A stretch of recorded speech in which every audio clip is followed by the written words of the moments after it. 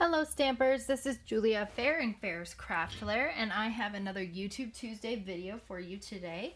I am an independent Stampin' Up! Demonstrator, and I am working with First Frost this week, and the beautiful Frosted Floral Designer Series paper. Now both of these are on the year-end closeout, and that means they're going to only be available until they either run out or until the end of the year when the catalog switches over. So if you are interested in any of the products, and there are a fair amount of deals that are going on right now, be sure to go check out Stampin' Up! And order. If you have a demonstrator, go ahead and order with them, or if you're looking for a demonstrator, please order with me. I would be very happy to help you in any way possible. I have a host code that's open, and they just updated the clearance rack. That's the other thing. So there are tons of really good deals on the clearance rack too. But this beautiful shimmery paper, that's what we're going to work with today. And it's going to be gone very, very soon. So I'm going to show you how to make this card. It's actually pretty easy.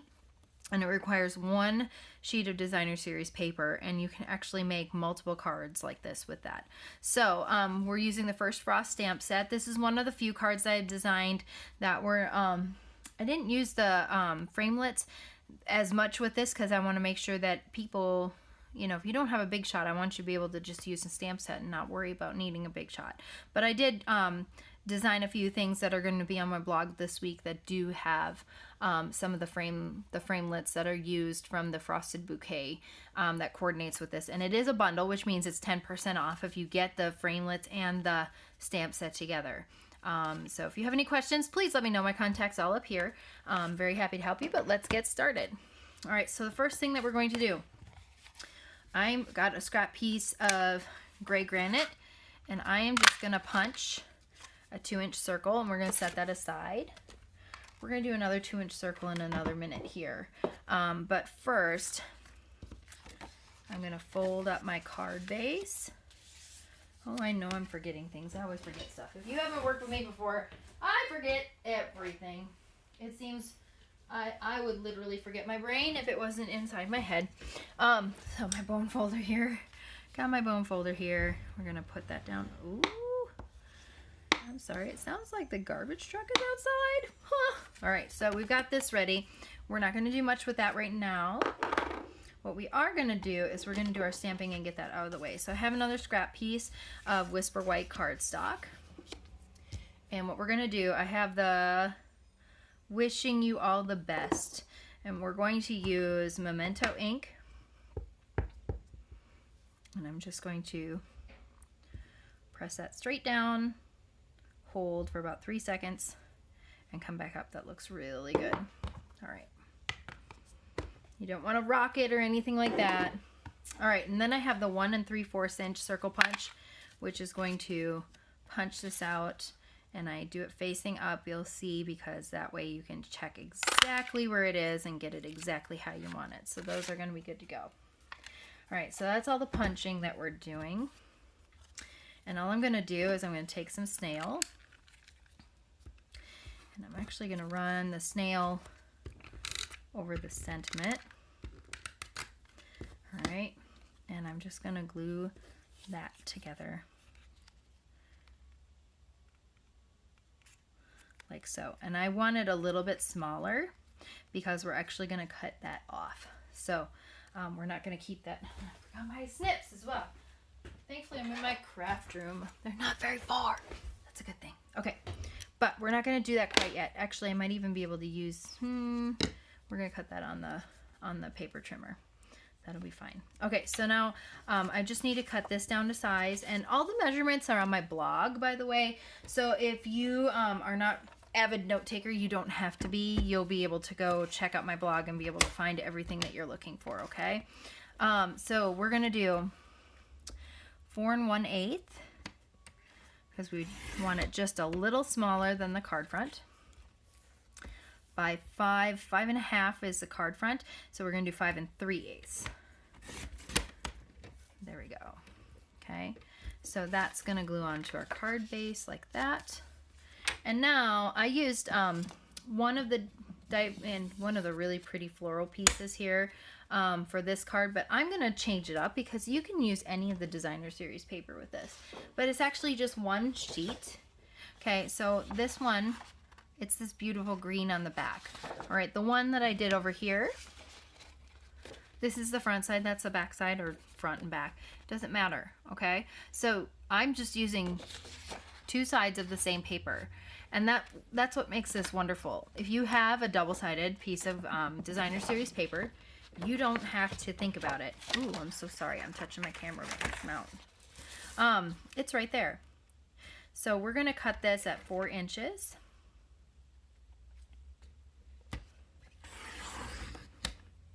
And then at 5 1/4 inches, 5 1/4.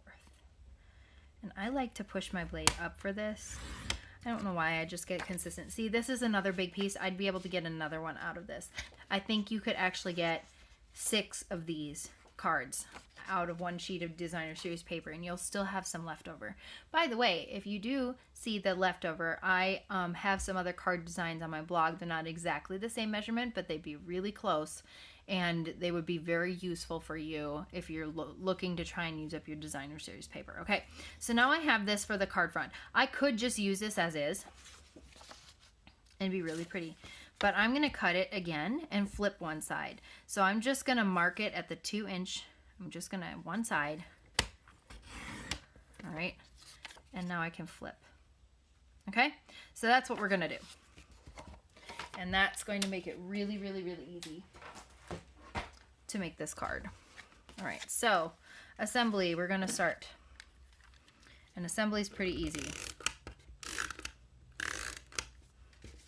Just going to take my snail and measuring on my card base here. If you get 3 sides lined up, and I'm holding it in my hand and kind of sliding it around, if I get 3 sides lined up, it should be just about perfect. And it looks like I'm a little off. That's okay. I'm not going to be that picky. There we go. That's better. All right. All right. I want this paper on the top, so I'm going to put, I like the big one on the top and the small one on the bottom, but you could change the orientation and do it sideways too, and I'll show you that in a second also, because that's pretty cool. There we go. And now I want this side on the bottom. So I'm going to make sure I put my adhesive on the side I don't want to show. All right. There we go. And if there's any weird edges here, it's okay, because the ribbon's going to cover it up. Nobody's going to even know. Okay. So I could do it this direction if I wanted to, but I could also turn it this way. And if I wanted to, I could add my sentiment just facing a different direction, or put it over. There's just so many things that you can do with this. I could also change it where the top is smaller and the bottom's bigger, and it'd be perfectly fine like this. Okay, now this is actually, I'm just showing you as an example. It's backwards, but it would work just fine. Okay, so but for the sake of being easy, I'm doing it the same direction that I did before. Oh, I put my cutter away and I needed to cut this. Let's cut that out real quick. Okay, this is pretty easy to do. I'm just gonna slide this up, and I want to make sure that my sentiment, it seems fairly straight in there. And I'm just going to hold it down really good, because we're cutting through 2 layers at once. All right. And that's all I did. And you can just cut it in half, and it doesn't even matter if it's perfect or not, because what we're going to do is cover up the seam. All right. So here we go. I'm going to place this on here. It's pretty awesome. All right, and now I have this beautiful ribbon, which is going away also. Oh, it's so pretty. Okay, but this ribbon, it's really cool because it doesn't really fray that much. And because it doesn't fray, it means you can, keep the bulk down by just cutting the ends flush. You don't have to fold it over and hide your ends behind. So the whole reason why we do that is because if the ribbon's going to fray and going to come apart, well, you don't want it coming apart on the front of your pretty project. You just don't want that to happen, okay? But if it's not going to fall apart, if it's gonna be nice and pretty. And this stuff is really thick, so I don't want it to be any thicker than it needs to be on my card, because I want my card to be able to go in the mail and not get caught and all that stuff. I'm just measuring. Yep. Okay, so then I'm just gonna cut it nice and straight. There we go. And all I'm gonna do, this is the only trick, you just need some tear and tape. And excuse me, my throat is not, I don't know how I get allergies in the middle of winter, aside from the fact that everything's blooming down here in North Carolina. It's really funny to me. Okay, so we're just gonna do that, peel that off, and the ribbon's going right on top.